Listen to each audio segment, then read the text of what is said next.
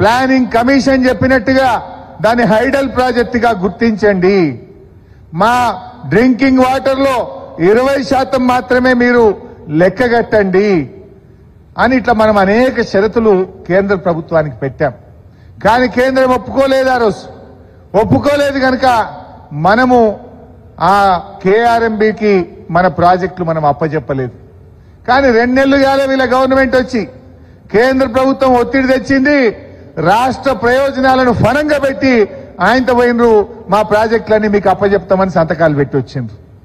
ఈ విషయం మేము గట్టిగా అడిగితే ఏమంటాడు, లేదు లేదు లేదు అని మన మీద బురద జల్లే ప్రయత్నం. అన్ని చిల్లర మాటలు, పసలేని మాటలు. ఆయన దగ్గర విషయం లేదు కనుక విషం జిమ్మేటువంటి ప్రయత్నం చేస్తూ ఉంటాడు. ఏమంటాడు, అసలు ఏపీ రీఆర్గనైజేషన్ యాక్ట్ లోనే కేఆర్ఎంబీ ప్రాజెక్టులు అప్పచెప్పాలని ఉంది. ఆ రోజు బిల్లు పాస్ అయినప్పుడు కేసీఆర్ ఎంపీగా ఉన్నాడు. ఇది కేసీఆర్దే బాధ్యత. ఎంత తలకాయలేని మాటలు, ఎంత అతి తెలివి మాటలు. ఆ రోజు అధికారంలో ఉన్నది ఎవరు? ఆ బిల్లు పెట్టింది ఎవరు? కేంద్రంలో కాంగ్రెస్ పార్టీ కాదా? బిల్లు పెట్టింది కాంగ్రెస్ పార్టీ. ఆ బిల్లును తయారు చేసింది జైపాల్ రెడ్డి గారు, జయరాం రమేష్ గారు. బిల్లు పాస్ చేసింది కాంగ్రెస్ పార్టీ. ఇవాళ 2 ఎంపీలు ఉన్న బీఆర్ఎస్ పార్టీ ఆ రోజు కేసీఆర్ బిల్లును ఆమోదించిండని చెప్పి నీ అతి తెలివి మాటలు ప్రజలు నమ్ముతారనుకుంటున్నావా? నువ్వేమన్నావు మొన్నటిదాకా? మేము ఏపీ రీఆర్గనైజేషన్ యాక్ట్ లో తెలంగాణ కరెంటు తక్కువ ఉందని మా జైపాల్ రెడ్డి గారే ఈ బిల్లులో తెలంగాణ కోసం కరెంటు ఎక్కువ పెట్టిండు అని గొప్పలు చెప్పినావు కదా.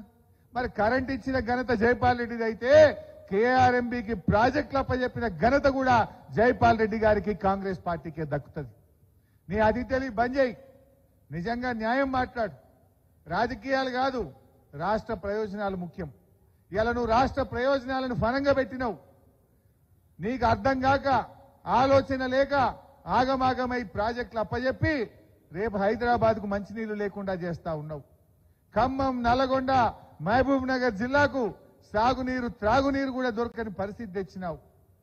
ఇవాళ నువ్వు ఒక్క తప్పు చేసి ఆ తప్పును కప్పిపుచ్చుకోవడానికి ఇవాళ 100 అబద్దాలు మాట్లాడే విధంగా ఇవాళ రేవంత్ రెడ్డి గారు ఆయన ఇష్టం వచ్చినట్టుగా మాట్లాడుతూ ఉన్నాడు. పోతిరెడ్డిపాడు గురించి మాట్లాడతాడు.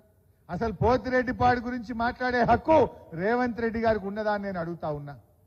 నువ్వు ఆ రోజు తెలుగుదేశం పార్టీలో ఉండి ఒక్కనాడన్నా పోతిరెడ్డిపాడు ప్రాజెక్టు గురించి మాట్లాడినావా? మేం కొట్లాడినాం.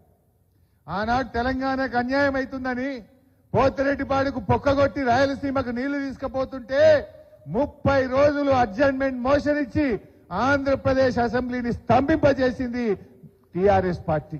మేం కొట్లాడినాం పోడియంలోకి పోయి. ఆనాడు మా మంత్రి పదవులు ఒక్క ఏడాదికే రాజశేఖర రెడ్డి గారి కేబినెట్ లో మంత్రులుగా ఉన్న నేను గాని, నాయన్ నరసింహారెడ్డి గారు గాని మా తెలంగాణకు అన్యాయం చేసే ఈ కాంగ్రెస్ ప్రభుత్వంలో మేము ఉండమని ఒక ఏడాదికే మంత్రి పదవులను గడ్డిపోచల్లాగా మీ కాంగ్రెస్ ముఖం మీద విసిరేసి బయటకు పోయిన వాళ్ళం మేము. పోతిరెడ్డిపాడును అడ్డుకోవడానికి కృషి చేసింది మేము. నువ్వు ఆనాడు తెలుగుదేశం పార్టీలో ఉండి పెదవులు మూసుకున్న రేవంత్ రెడ్డి నువ్వా మా గురించి విమర్శించేది? సూర్యుడి మీద ఉమ్మేస్తే నీ ముఖం మీద పట్టదన్నట్టు అది నీ మీదనే పట్టది. రేవంత్ రెడ్డి గారు ఒకసారి నీ ఈపు చూసుకో, వెనుకకు చూసుకొని మాట్లాడు అని చెప్పి నేను ఆయనను కోరుతా ఉన్నా. ఇవాళ ఏమైపోయిందంటే ఆయన పరిస్థితి ఎంతసేపు చిల్లర మాటలు, సబ్జెక్టు లేక చౌకబారి మాటలు. ఆయన ఇవాళ పొద్దున ఓ మీటింగ్ పోయిండు. వెంకయ్య నాయుడు గారికి వారికి పద్మవిభూషణ్ అవార్డు వస్తే సన్మానానికి పోయిండు. ఏం చెప్పిండు వెంకయ్య నాయుడు గారు? రేవంత్ రెడ్డికి హితవు పలికిండు. రాజకీయాల్లో కొంచెం జాగ్రత్తగా మాట్లాడు, రాజకీయాల్లో హుందాతనం ఉండాలి, రాజకీయాల్లో గౌరవం పెరిగేటట్టు, ప్రతిష్ట పెరిగేటట్టు మాట్లాడాలని పొద్దుగాల చెప్పిండు. మధ్యాహ్నం వచ్చిండు సెక్రటరియట్ లో మళ్ళీ అన్ని చిల్లర మాటలు మాట్లాడుతుండు, అసభ్యకరంగా మాట్లాడుతుండ్రు. అసలు చిన్నపిల్లలు ఎవరన్నా టీవీ చూస్తే రాజకీయాలంటేనే వాళ్లకు మరి అసహ్యం కలిగే విధంగా ఇవాళ ఈయన భాష ఉన్నది. నువ్వు ఇవాళ ఒక ముఖ్యమంత్రిగా ఉన్నావు, హుందాగా ఉండు, విషయం మీద మాట్లాడు, చర్చ పెట్టు అసెంబ్లీలో. ఇవాళ ఏదో అసెంబ్లీలో చర్చ పెట్ట మాట్లాడు. Yes we are ready. నువ్వు ఎప్పుడు పెట్టావో పెట్టు, నీ దిమ్మది రేటట్టు అసెంబ్లీలో సమాధానం చెప్తాం బిడ్డ. గతంలో మా కేసీఆర్ గారు ఇదే అసెంబ్లీలో పవర్ పాయింట్ ప్రజెంటేషన్ పెడితే మేం ప్రిపేర్ కాలేదని ముఖం చాటేసి పారిపోయింది నీ కాంగ్రెస్ పార్టీ. బట్ మేము అట్లా పారిపోం. నీ దిమ్మ తిరిగే సమాధానం చెప్తాం. మేము తయారుగా ఉన్నాం. నువ్వు చేసిన తప్పును తెలంగాణ ప్రజలకు అర్థమయ్యేటట్టు అసెంబ్లీ సాక్షిగా నీ సంగతి ఏందో బయట పెట్టామని చెప్పి మనం చేస్తా ఉన్నాం. ఇలా వాళ్ళకి ఏమైపోయిందంటే నోటికొచ్చినట్టు మాట్లాడు. ఆనాడు ప్రతిపక్షంలో ఉంటే ఎట్లా మాట్లాడినరో ఇలా అధికారంలో ఉంటే కూడా అదే మాట్లాడుతుంది. వాళ్ళు చేయాల్సిందేంది? వాళ్ళు ప్రజలకు ఇచ్చిన హామీలు నిలబెట్టాలి.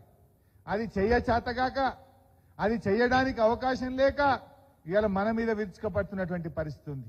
మీరు మాట ఇయ్యలే. డిసెంబర్లో 4,000 పెన్షన్ ఇస్తామన్నది మీరు కాదా? డిసెంబర్ 9 నాడు 2 లక్షల రుణమాఫీ చేస్తామన్నది మీరు కాదా? రాగానే 15,000 రైతు బంధు ఇస్తామని మాట తప్పింది మీరు కాదా? రాగానే వడ్లకు 500 బోనస్ ఇస్తామని మాట తప్పింది మీరు కాదా? ఇవాళ మాట తప్పింది మీరు.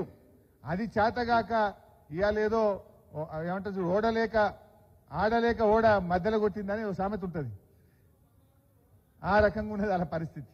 ఇవాళ మీరు పరిపాలన చేతగాని పరిస్థితి ఉన్నది. బట్ అందువల్ల నేను మీ అందరినీ కోరేది ఒక్కటే, పార్లమెంట్ ఎన్నికల తర్వాత అయితే ఇంకా ఆయనతో చేతులు ఎత్తాడు. మా సుధీర్ అన్న అన్నట్టు ఇప్పుడైతే రోజుకు గంట 2 గంటలు అర్ధగంట తీస్తున్నారు కరెంటు. కానీ రేపు పార్లమెంట్ తర్వాత ఆయనతో కోతలు పెట్టారు వీళ్ళు. పల్లెటూరులో పొన్న రైతులకైతే 8 గంటలు కోత పెట్టిండ్రు. మనం ప్రజలకు మనం జాగ్రత్తగా చెప్పాలి. డెఫినెట్గా ఢిల్లీలో కాంగ్రెస్ గెలిచేది లేదు. మనము ఈ మల్కాజ్గిరి ఎంపీ కూడా ఖచ్చితంగా గెలవాల్సినటువంటి అవసరం ఉంది. ఎట్టి పరిస్థితుల్లో కూడా అయ్యో ఏమవుతుందని మనం అనుకోవద్దు. మనం రేపు ఢిల్లీలో తెలంగాణ గలం విప్పాలన్నా, ఈ కాంగ్రెస్ పార్టీ మెడలు వంచాలన్నా మనం ఎంపీ సీట్ గెలవాల్సినటువంటి అవసరం ఉంది. రేపు మనకు ఎంపీకి కూడా 5 కోట్ల ఫండ్స్ ఉంటాయి. మన కార్యకర్తలకు ఏదైనా చిన్న చిన్న వర్క్స్ ఉన్నా, ఏదన్నా మీరు ప్రజలకు ఇచ్చిన కమిట్మెంట్ ఉన్నా మనం చేసుకోవడానికి మనకు అవకాశం ఉంటుంది. అందువల్ల 7 ఎమ్మెల్యేలు మనమే ఉన్నాం. కానీ ఎక్కడ కూడా నిర్లక్ష్యంగా ఉండద్దు. సుధీర్ అన్న కోసం ఎంత కష్టపడ్డారో, సుధీర్ రెడ్డి గారి గెలుపు కోసం అందరూ కలిసి ఏ రకంగా మీరు ప్రయత్నం చేసిండ్రో, రేపు మల్కాజ్గిరి ఎంపీ సీట్ కోసం కూడా మనందరం కూడా కలిసి పనిచేయాల్సినటువంటి అవసరం ఉంది. ఇది మనకు చాలా ముఖ్యమైనటువంటిది, మన భవిష్యత్తు. దీని తర్వాత వెంటనే ఏమవుతుంది, మీకు లోకల్ బాడీ ఎలక్షన్లు వస్తాయి, కార్పొరేటర్ ఎన్నికలు. ఇలా ఇంకో మంచి ఉదాహరణ చెప్పి నేను ముగిస్తే ఎక్కువ టైం తీసుకోను. మనకు జిహెచ్ఎంసీ ఎన్నికల ముందు వరదలు వచ్చినాయి. వరదలు వస్తే ఏమైంది, ఇదే బీజేపీ వాళ్ళు వచ్చి మన ఎల్బీ నగర్లో మోటార్ సైకిల్ పోతే మోటార్ సైకిల్, కారు పోతే కారు, ఇల్లు పోతే ఇల్లు, గుండు పోతే గుండు, బండి పోతే బండి అన్నారు. అంటే ప్రజలు నమ్మిండ్రు, వాళ్ళకి గెలిపించిండ్రు. గెలిచినకేమైనా వచ్చింది, ఆ బండి రాలే, గుండు రాలే. తర్వాత బండకేసి కొడితే హైదరాబాద్ లో ఒక్క సీటు గెలవని పరిస్థితి ఇలా బీజేపీని మీరు చూసిండ్రు.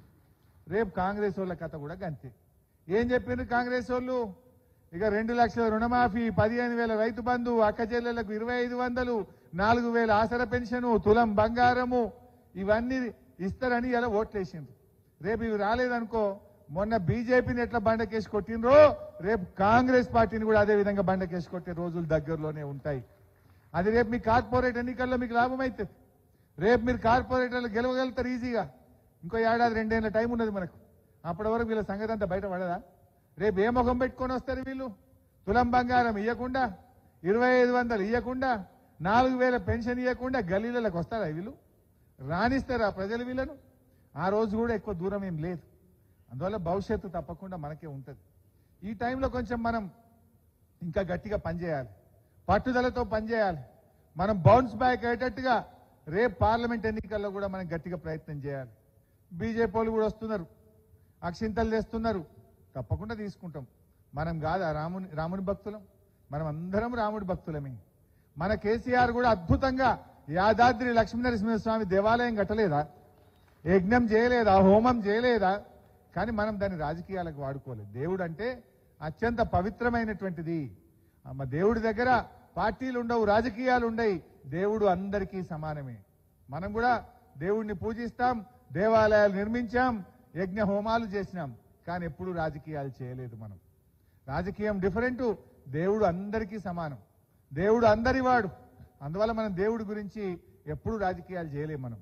అందువల్ల మనము తప్పకుండా రాముణ్ణి పూజిస్తాం, రాముణ్ణి ఆరాధిస్తాం, కానీ అంత మాత్రాన రాజకీయాలు మాత్రం ఒప్పుకోం. డెఫినెట్గా రేపు వాళ్ళకు కూడా మనం చైతన్యం తేవాలి. రేపు ఈ రాష్ట్రం సుభిక్షంగా ఉండాలంటే, రాష్ట్ర హక్కులు కాపాడబడాలంటే, రాష్ట్ర ప్రయోజనాలు కాపాడాలంటే ఈ కాంగ్రెస్ మెడలు వంచి హామీలు అమలు జరగాలంటే మన బీఆర్ఎస్ పార్టీ గెలవాలి అని చెప్పి మీరందరూ కూడా ప్రజల్లో ఎక్కడికక్కడ చర్చ పెట్టండి. కొంతమంది అంటుండొచ్చు, అన్నా మీరు ఢిల్లీలో మీ గవర్నమెంట్ లేదు, రాష్ట్రంలో లేదు కదా అని మాట్లాడతారు. గల్లీలు ఎవడున్నా, ఢిల్లీలో ఎవడున్నా ఈ తెలంగాణ కోసం పోరాడేటోడు బీఆర్ఎస్ ఓడే, ఈ తెలంగాణ కోసం గొంతు విప్పేటోడు బీఆర్ఎస్ ఓడే, అందుకే బీఆర్ఎస్ గెలవాలి అనే విషయాన్ని కూడా మనం వాకింగ్ లో గాని, కిట్టి పార్టీల్లో గాని, ఫంక్షన్లలో గాని, మీటింగుల్లో గాని